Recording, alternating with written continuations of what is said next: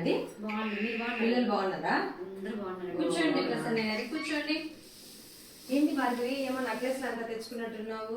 లేదు, యానివర్సరీ అని చెప్పి ఇంకా కమ్మలు నెక్లెస్ తెచ్చుకున్నాను. చూడండి ఎలా ఉన్నాయి. బాగున్నాయిలే భార్గవి. ఇందాకే మా వదినకు చూపిస్తాను, ఎలా మీరు వచ్చారు కదా చూడండి. మీ వదినకు చూపించావా? బాగున్నాయా?